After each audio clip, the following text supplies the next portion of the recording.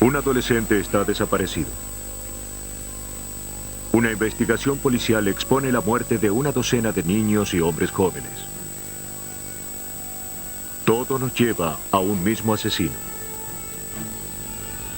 Un fotógrafo se dedica a la violación y la tortura, documentando meticulosamente sus crímenes en película y cintas de audio.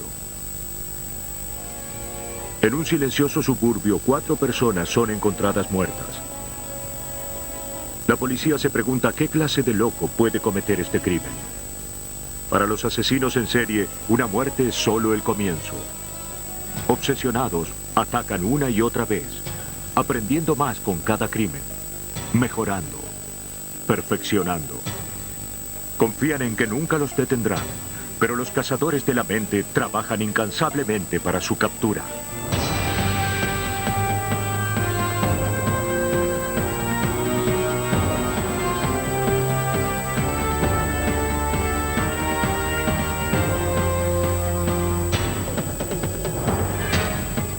Los nuevos detectives. Casos estudiados por la ciencia forense. Hoy presentamos Cazadores de la Mente. Son poco más de las 6 de la tarde del 23 de enero de 1978 en California. La policía del condado de Sacramento llega a la casa de Terry y David Wallen. Fueron convocados por un vecino debido al desesperado pedido de David. Terry Wallen, de 22 años de edad, ha sido brutalmente asesinada. La casa muestra señales de una intensa lucha entre Wallen y su asesino.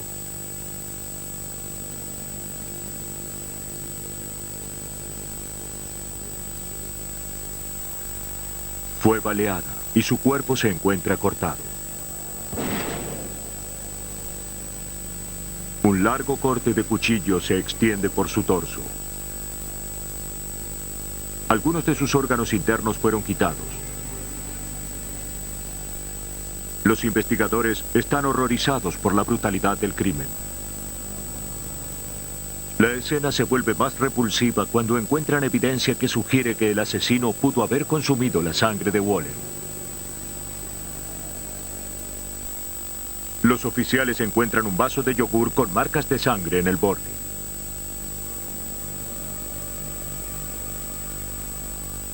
La policía de Sacramento no sabe qué pensar de la escena, pero saben quién puede ayudarles. Llaman a un especialista, un hombre experto en extraños casos de homicidios. Su nombre es Russ Vorpagel. Es un agente especial del FBI. Creo que es desorganizado. La brutalidad del asesinato hace pensar a Vorpagel que el asesino no podía controlarse y que la muerte de Terry Wallen solo sea el comienzo de su ira.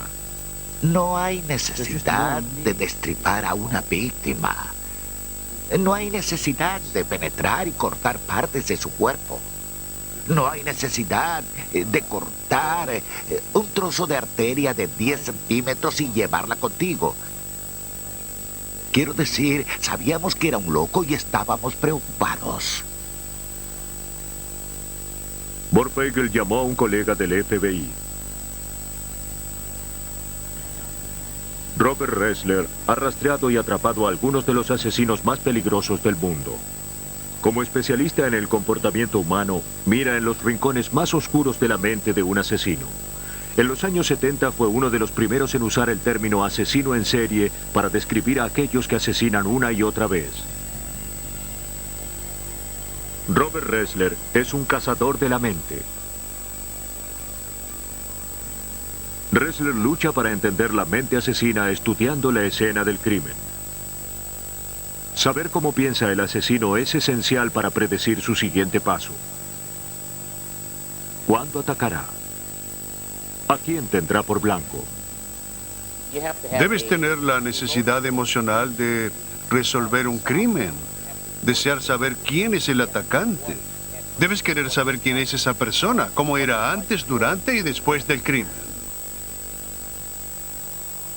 Pero es peligroso identificarse demasiado con aquellos que destruyen. Ressler presta atención a las palabras del filósofo alemán Nietzsche, que escribió: Aquel que lucha contra un monstruo no debe convertirse en un monstruo. Y cuando uno mira directamente hacia el abismo, el imperturbable abismo mira directamente hacia uno.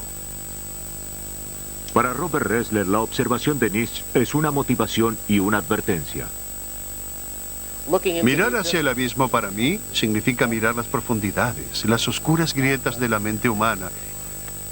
Y cuando dice, el abismo lo mira a uno, para mí significa que me estoy mirando, estoy viendo mi reflejo, porque dentro de cada horripilante asesino encuentras una parte de ti mismo.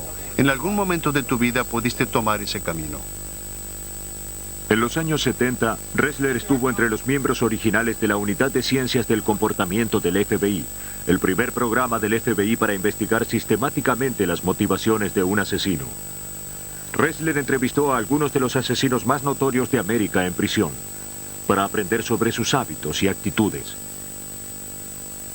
Hoy Ressler es un asesor privado que trabaja alrededor del mundo ayudando a resolver asesinatos en serie. En enero de 1978, Ressler aplicó sus conocimientos para ayudar a los investigadores del condado de Sacramento a divisar un perfil psicológico del asesino de Terry Wallen. Fue el primer paso para rastrear al homicida.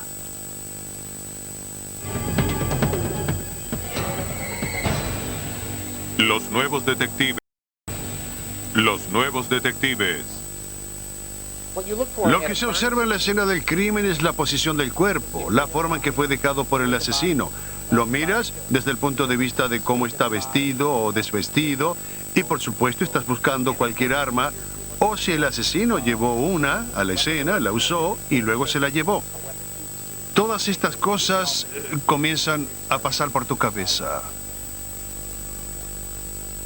Después de que Terry Wallen fue baleada, el asesino cortó su cuerpo con cuchillos tomados de su propia cocina. Luego los dejó a la vista en la escena. Un detalle que sería instructivo para Ressler.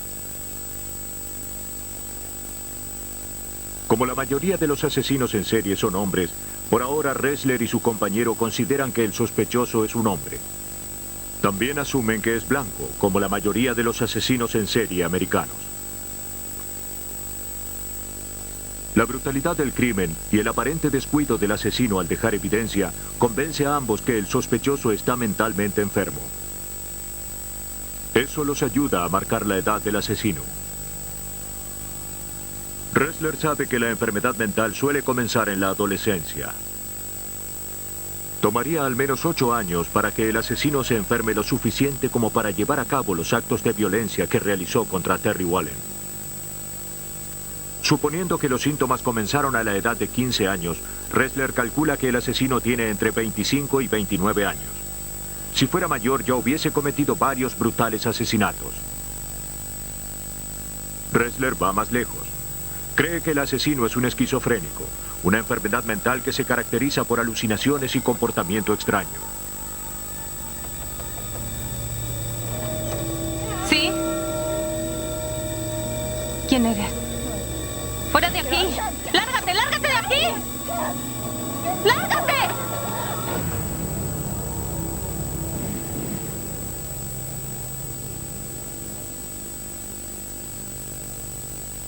La infame naturaleza del crimen apuntó a una psicosis desarrollada, una pérdida total de contacto con la realidad.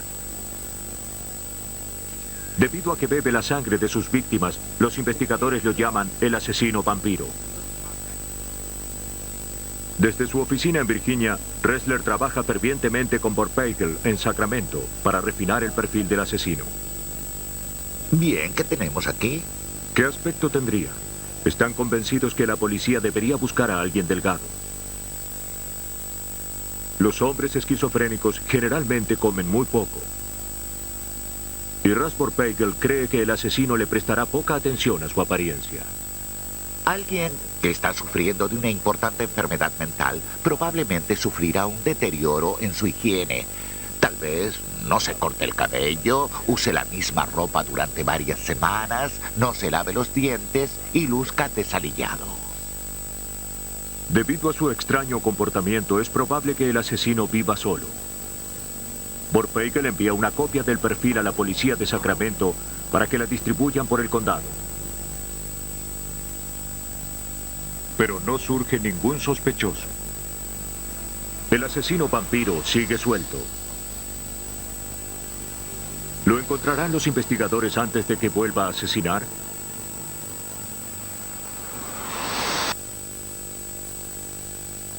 Tres días después del brutal asesinato de Terry Wallen en 1978, a menos de 1,5 kilómetros de su casa, el asesino vampiro vuelve a atacar. La policía encuentra los cuerpos de Daniel Meredith, Evelyn Mirot y su hijo Jason. El sobrino de Mirot, de 22 meses de edad, está desaparecido y se lo cree muerto.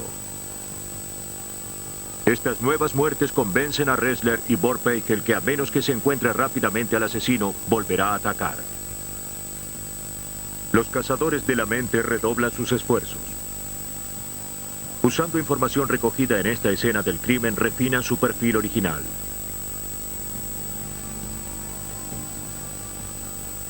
Otra vez, el asesino vampiro baleó a sus víctimas. Otra vez usó cuchillos tomados de la cocina de las víctimas.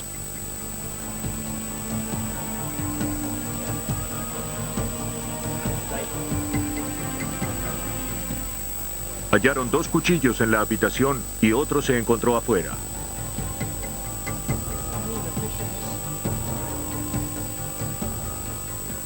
Parece no importarle haber dejado las armas.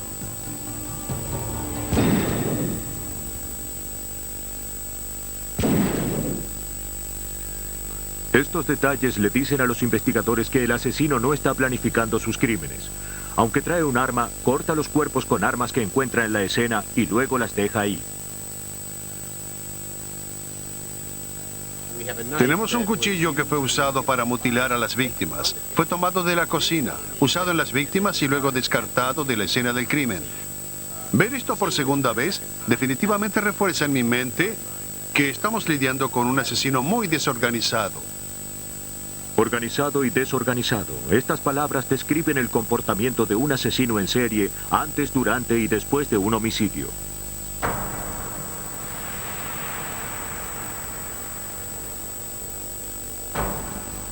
Los asesinos en serie organizan y planifican cuidadosamente sus crímenes. Cubren tan bien sus huellas que queda poca o ninguna evidencia para ligarlos a su crimen. Por el contrario, los asesinos en serie desorganizados actúan por impulso. Su comportamiento es al azar, haciendo difícil predecir su próximo movimiento. Los investigadores encuentran manchas de sangre en la bañera. Los expertos creen que el vampiro pudo haberse bañado en una mezcla de sangre y agua. Los crímenes se están volviendo más grotescos y el asesino más trastornado y desorganizado. Sabemos bien que una persona común y corriente no va a llenar una bañera con agua y bañarse en sangre. Aquí vemos su personalidad, su enfermedad mental, su deterioro mental. A partir de la evidencia de la escena del crimen, Vorpagel y Ressler reconstruyen la violenta secuencia de acontecimientos. Y el terrible retrato de un hombre que nunca han visto comienza a emerger.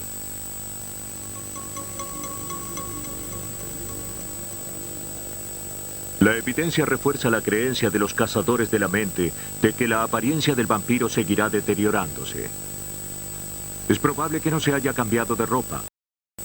A menos que sea soltero y esté viviendo solo, es imposible que el asesino pase desapercibido. El sujeto es un delgado y desaliñado solitario de no más de 30 años de edad.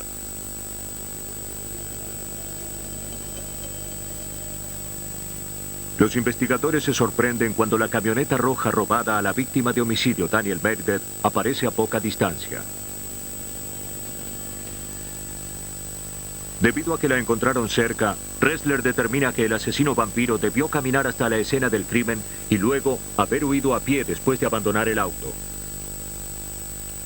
El asesino estaría viviendo, residiendo a poca distancia del auto abandonado. Yo diría que aproximadamente a 400 metros. El día después del asesinato de los Mirot, la policía recibe un informe no relacionado sobre un perro que fue asesinado y mutilado a pocas cuadras de la escena del crimen. Para los cazadores de la mente es la oportunidad que estaban esperando. Saben que de niños los asesinos en serie suelen matar o mutilar animales. Y salía a matar estos animales disparándoles con la misma arma con la que mató a Wallen y Meredith.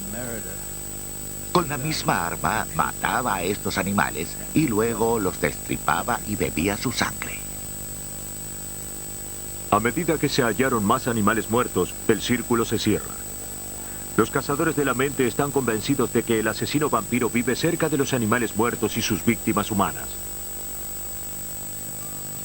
No habría viajado lejos. La policía hace circular el perfil refinado por la ciudad con la esperanza de que alguien haya visto a un hombre desaliñado o de comportamiento extraño. Los oficiales se concentran en un radio de 400 metros alrededor de los asesinatos.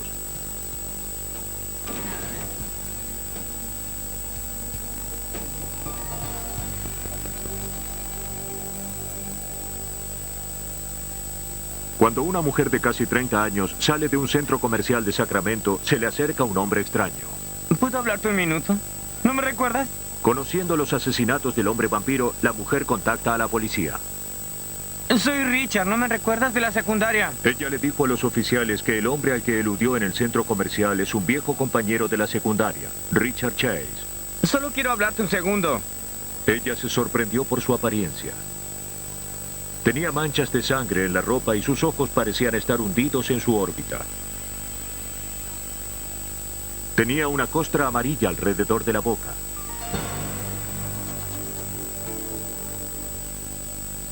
De acuerdo a la descripción de la mujer, Chase encajaba con el perfil del asesino vampiro.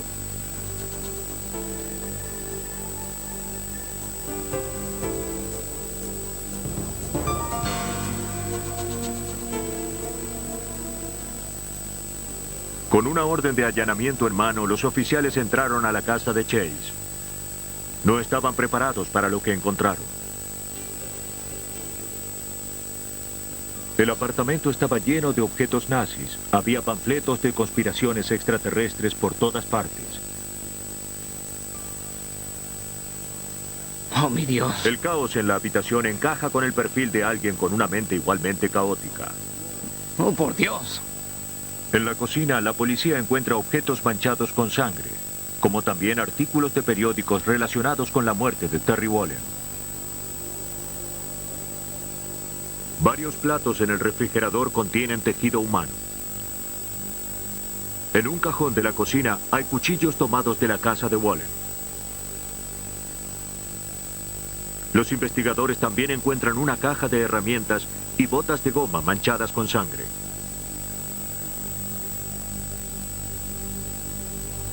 Chase es arrestado y acusado de 6 casos de asesinato en primer grado, incluyendo el homicidio del sobrino de Evelyn, Michael Ferreira, cuyos restos se hallaron cerca del apartamento de Chase.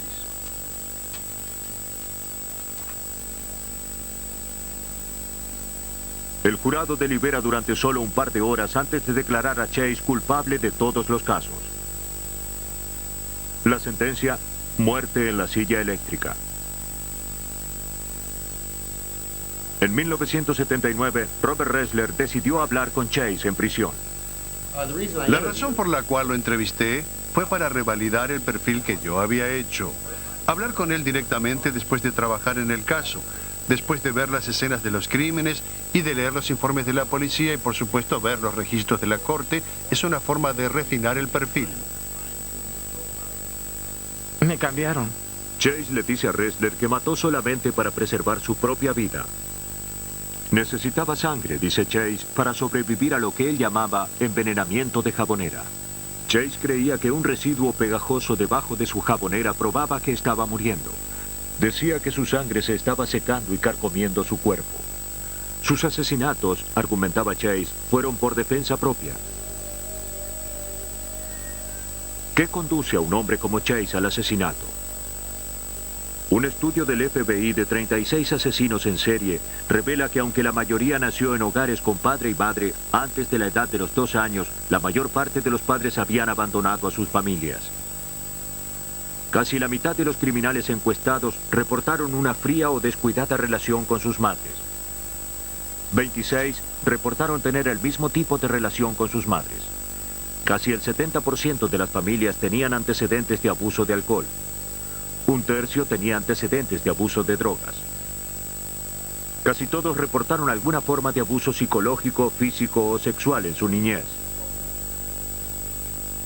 Cuando niños, muchos asesinos en serie torturaron animales. La mayoría no se graduó en la escuela secundaria. Mientras que los hombres tenían la inteligencia requerida para realizar trabajos cualificados, la mayoría tenía malos antecedentes laborales. Solo el 26%, o sea, 6 criminales, habían logrado mantener un trabajo fijo. Sin embargo, los asesinos en serie parecían ser tan normales como su vecino o su amigo. La mayoría son individuos comunes. Ellos muchas veces son inteligentes, atractivos, buenos conversadores, con un coeficiente intelectual más alto de lo normal y son muy engañosos. Ressler estaba en contra de la sentencia de muerte para Chase.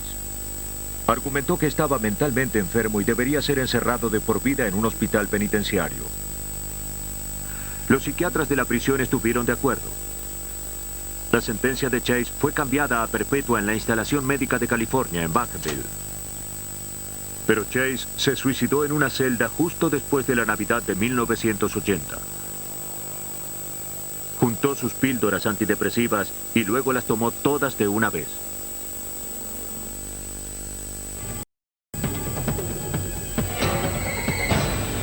Los nuevos detectives. Los nuevos detectives. Un fotógrafo hábil y muy inteligente. Este asesino se especializaba en secuestro, violación y tortura.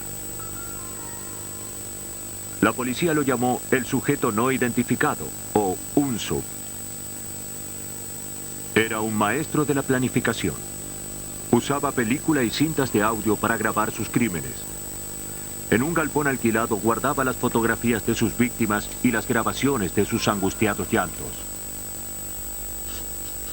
Era tan meticuloso que prácticamente no dejaba evidencia de sus atrocidades, excepto por las fotografías que él mismo tomaba. Unsup arreglaba sus autos para que parecieran autos de policía no identificables.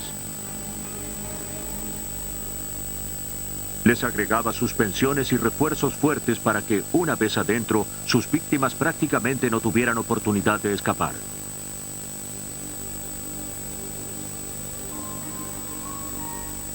Durante 5 años viajó de un estado a otro, no quedándose nunca demasiado tiempo en un mismo estado. Era autosuficiente. Financiaba sus secuestros, violaciones y torturas con otro delito. Era un hábil falsificador. Confiaba que jamás sería atrapado.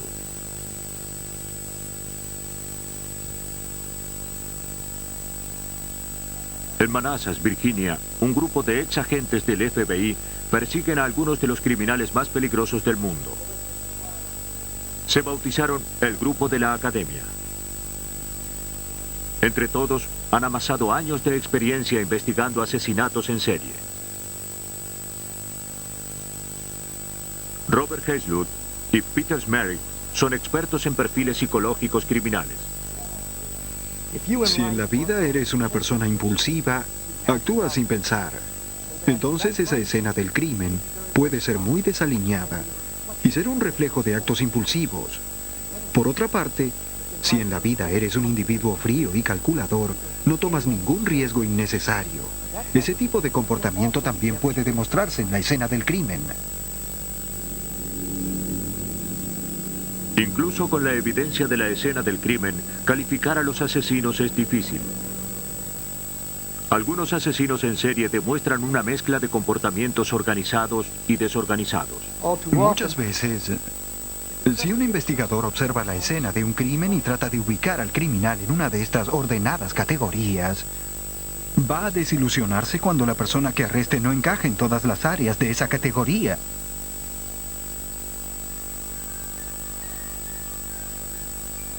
En un centro de vacaciones de Ocean City, Maryland, una joven mujer acaba de salir de trabajar de una tienda. Es el fin de semana del día de conmemoración de 1979. Un hombre que se presenta como oficial de policía se acerca a ella.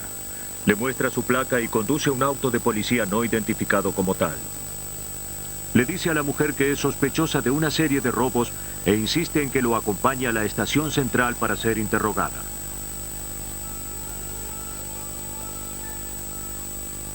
La esposa y la introduce en el auto. Es el comienzo de la experiencia más larga y terrible de la vida de esta mujer.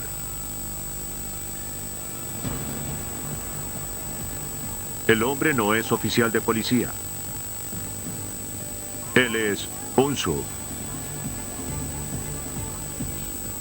Y ella es su más reciente víctima.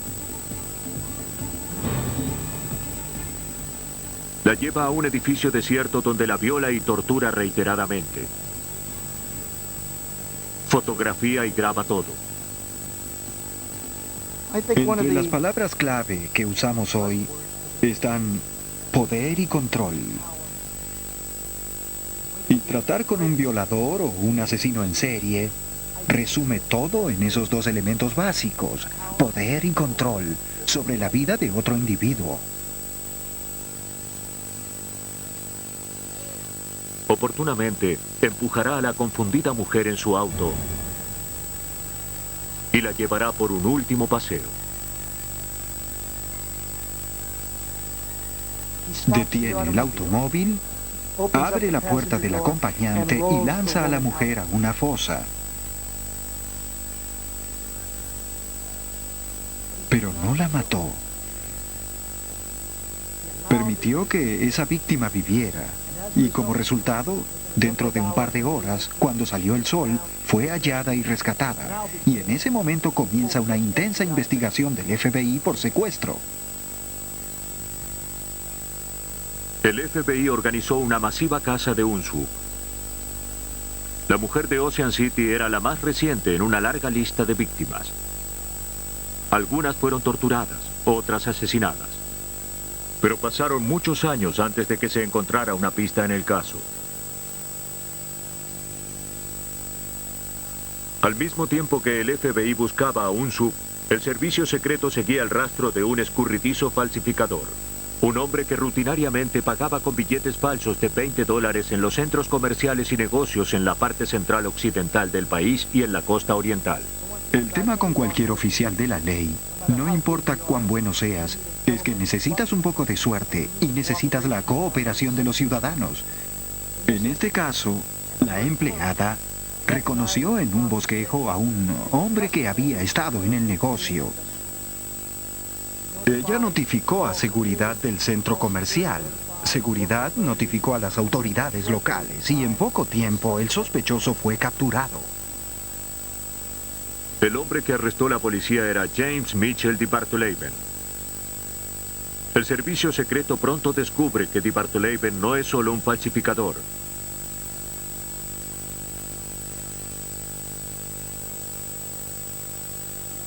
Los agentes del servicio secreto revisan un depósito alquilado por DeBartoleben. Adentro encuentran fajos de billetes falsos que estuvo pasando. Pero para su sorpresa, los agentes también descubren una grotesca colección de tesoros, fotografías y cintas de audio.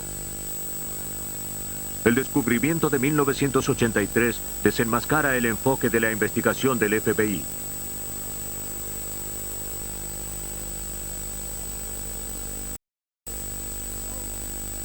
Robert Hazelwood, entonces agente especial del FBI, que había escrito un perfil criminal de Unsu, revisó el material secuestrado del depósito de DeBartoleben. Los agentes hallaron miles de fotografías de las víctimas. Entre ellas, hay fotos y grabaciones de la mujer secuestrada en Ocean City en 1979. Algunas de las fotos se remiten a principios de los años 60.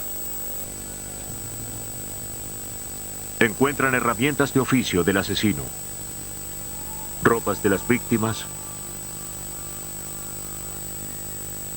10 armas, identificación policial falsa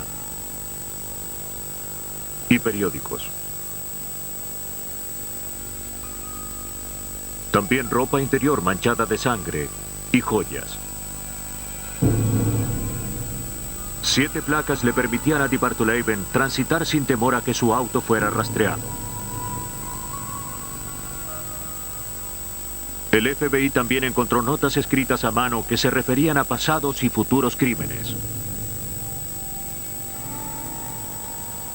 Aunque habían descubierto la colección de imágenes violentas y sonidos de DeBartolomeo, los agentes tenían un problema. El rostro del asesino permanece literalmente fuera de cuadro de las fotografías que tomó de las víctimas. Los investigadores deberán probar que DeBartolomeo es el hombre de las fotografías que van a ligarlo definitivamente a las violaciones y asesinatos. Durante su carrera en el FBI, Peter Smerick era experto en fotografía forense. El servicio secreto le envió fotografías de DeBartolomeo para ser analizadas. Varias mostraban un torso desnudo y brazos descubiertos. Smerick enfoca su atención en los brazos. Tienen un esquema distintivo de pequeños lunares y pecas. Smerick le pide al servicio secreto que quiten temporalmente a DeBartolomeo de su celda en la prisión para fotografiarlo en la misma posición que la persona en las fotografías confiscadas.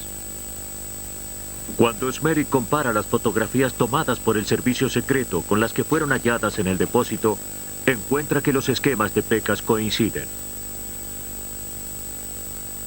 Es la prueba que los agentes buscaban desesperadamente. En todos los años que trabajé realizando perfiles criminales, no puedo recordar otro caso en el que el asesino fuera un fotógrafo tan bueno, que sin saberlo tomó sus propias fotografías de la escena del crimen, que terminaron poniéndolo en prisión. En 1984, DeBartolomeo fue juzgado y sentenciado. Hoy se encuentra en una cárcel federal en Texas, sentenciado a múltiples condenas perpetuas. En mi opinión, DeBartolomeo es uno de los criminales más peligrosos que haya caminado sobre la tierra. Cometió varios crímenes durante muchos años en diferentes estados y nunca se ligaron esos crímenes con él. Eso lo hacía extremadamente peligroso.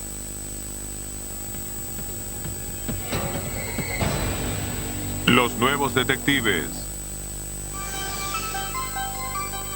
El mundo moderno es una maravilla. Los nuevos detectives. Al controlar todas las variables, armas, localización y víctima, el asesino en serie organizado puede escabullirse fácilmente, asesinando impunemente durante años, ocultándose a la vista. Ese fue el caso de John Wayne Gacy, un prominente hombre de negocios del área de Chicago, querido y respetado. Gacy escondía un terrible secreto. ¿Eres John Gacy? En 1978, en Des Plaines, Illinois, se denunció que Robert Pist, de 15 años de edad, había desaparecido. Sabiendo que Gacy estaba preparando la remodelación de la tienda en la que trabajaba Pist, el jefe detective Joseph Kosinczak, del Departamento de Policía de Des Plaines, va a la casa de Gacy. Queremos hacerte un par de preguntas. Gacy niega conocer a Pist. Quisiera saber si conoces a Robert Pist. Pero los investigadores tienen sospechas. Una revisión de antecedentes revela que Gacy fue condenado una vez por abusar sexualmente de un varón adolescente. ¿Seguro que no, señor Gacy? Kosinczak pone a Gacy bajo vigilancia. ¿Cómo se escribe?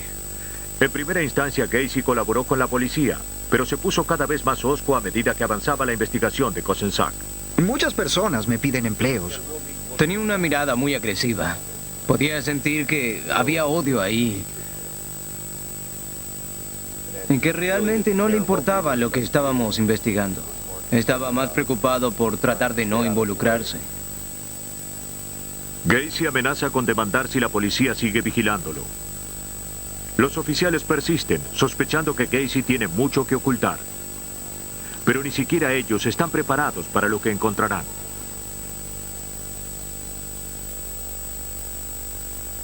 Durante varias semanas en 1978, la policía de Des Plaines no dejó salir de su vista a John Wayne Gacy. Finalmente llegaron a allanar su casa.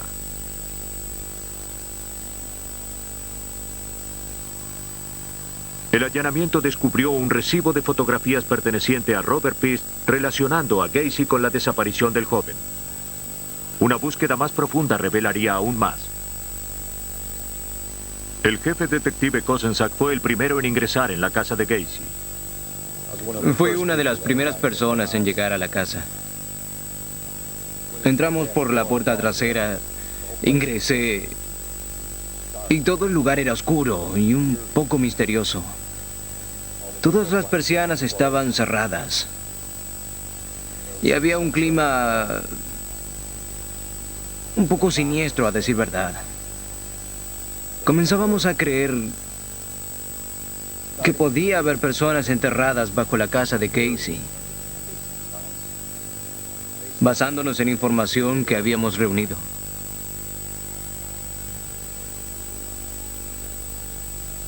La policía entrevistó a la ex esposa de Gacy, a sus amigos y a los antiguos empleados.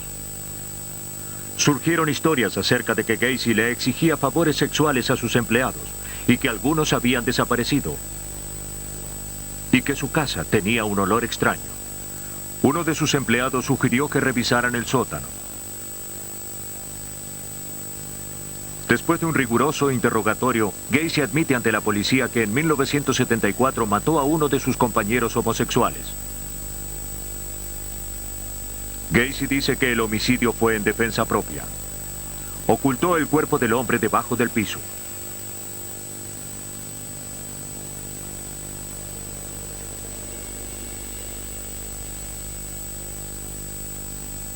Luego, Gacy sorprende a los investigadores. Confiesa que asesinó a casi 3 docenas de jóvenes hombres y niños, ocultando sus cadáveres también bajo el piso.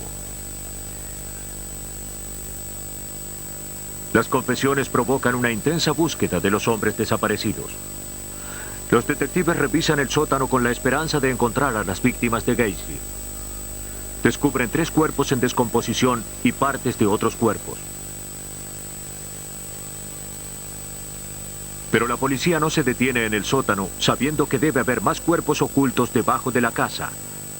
Entonces abren el piso para buscarlos.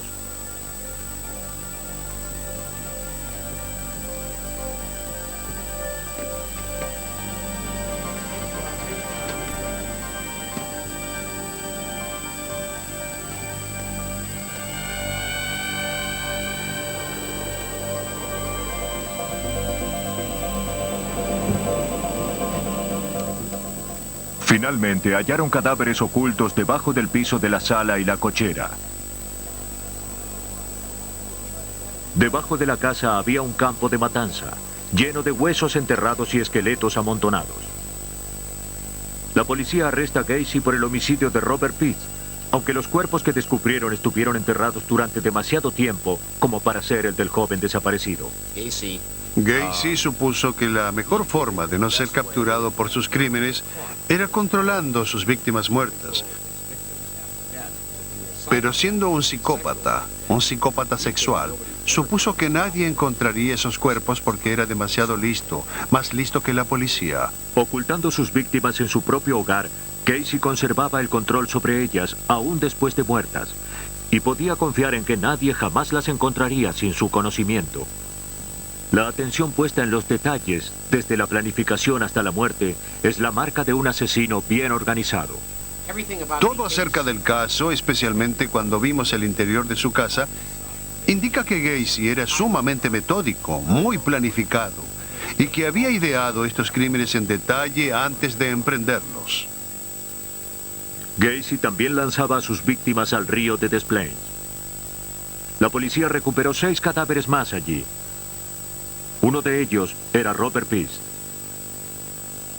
Cuando hubo terminado, la policía identificó los restos de 33 personas.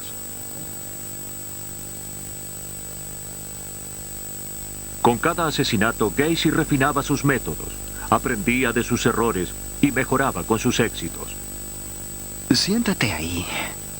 Guiaba a sus víctimas cuidadosamente hacia una trampa bien diseñada, distrayéndolos con ejercicios de levantamiento de pesas, emborrachándolos con alcohol y exhibiendo películas pornográficas. Bájala hasta tu pecho, hasta abajo. Muy bien, ahora levántala. Finalmente se confió tanto que descaradamente escogió a un joven de su propio vecindario. Muchas víctimas venían a la casa de Gacy esperando conseguir un empleo en su empresa. Vamos, Bobby. Muy bien, bien. Se reunía con ellos en su cochera. Oh, sí. Debe sentirse bien. La cochera a prueba de sonido fue diseñada por Gacy y construida por su empresa. Muy bien, bien. Excelente. Buen trabajo. Sí. Seguramente lo sientes aquí, ¿verdad? Si sus víctimas no se oponían, Gacy les mostraba un truco de magia usando esposas falsas. Se hace así. Están así, bien puestas, ¿no? Muy bien. ¿Listo? Bien. Después de mostrar cómo funcionan las esposas, Gacy persuadía a su víctima a probarlas. Póntelas de esta manera, eso es. ¿Está bien? Bien. Es fácil. Luego los desafiaba a probar el truco de espaldas. Si la víctima estaba de acuerdo, su suerte estaba echada. Gacy cambiaba las esposas falsas por unas verdaderas. A ver si lo logras, ¿eh? Eso es. Sí. Una vez inmovilizada, la víctima estaba a la merced de Gacy. No funciona, ¿eh? Vamos, viejo. Vamos, tuércelas. No puedo quitarlas. Solo Gacy sabe exactamente lo que pasó después. Tienes que relajarte. Vamos, Bobby. De acuerdo. Relájate. Evidencia, no tocar.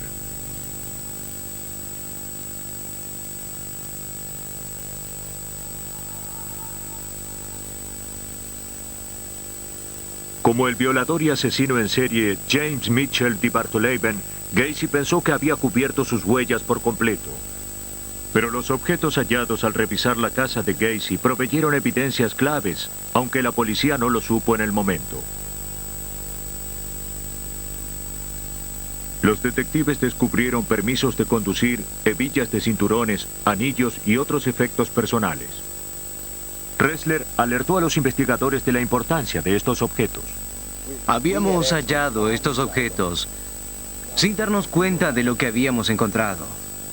Hasta que llegó Bob y nos señaló que para uno, una hebilla del cabello no es importante. Pero para la persona que cometió el crimen, es muy importante. Es un proceso visual para ayudarlo a revivir el crimen cada vez que desee hacerlo. Los objetos hallados eran recuerdos de sus homicidios y una inspiración para volver a matar. Para Gacy esto es una especie de símbolo de su éxito, un recuerdo. Incrementa su fantasía y lo lleva a su siguiente víctima. Yo los llamo trofeos del asesino en serie. Tener estas cosas por todos lados aumenta su fantasía. El objeto más perturbador que hallaron en casa de Gacy fue un mapa indicando los sitios de los Estados Unidos en donde había realizado trabajos como contratista. Ressler cree que es probable que Gacy no haya asesinado solo dentro de Chicago. Es lógico que si Gacy está viajando y haciendo esto en Chicago, también lo hace en otras partes. Por eso creo firmemente que John Gacy mató más personas que las 33 por las cuales fue condenado. Los equipos forenses desmantelaron la casa de Gacy. En total recuperaron 27 cadáveres. ¿A cuántos más mató Gacy? La policía nunca lo sabrá. Durante 10 años, comenzando en 1979, Ressler entrevistó a Gacy en prisión. Ressler se sorprendió al descubrir que él se había criado a 10 cuadras del asesino en los suburbios de Chicago. Incluso Gacy recordaba haber entregado mercadería a la familia Ressler. Describía detalladamente diferentes objetos que usaba la madre de Ressler. Gacy también tenía recuerdos más oscuros. Dijo que tenía una turbulenta relación con su padre. Ressler no estaba sorprendido. Casi todos los asesinos en serie que conoce cuentan historias similares. Y está todo documentado. Huí de mi hogar cuando tenía 19 años porque no me llevaba bien con mi padre. Quiero decir, era insoportable. Yo era un tonto y estúpido y jamás llegaría a nada, así que me fui al demonio. Me fui durante 3 meses. Desde la prisión, Gacy pintó un cuadro y se lo envió a Ressler. Mostraba a Gacy disfrazado de payaso.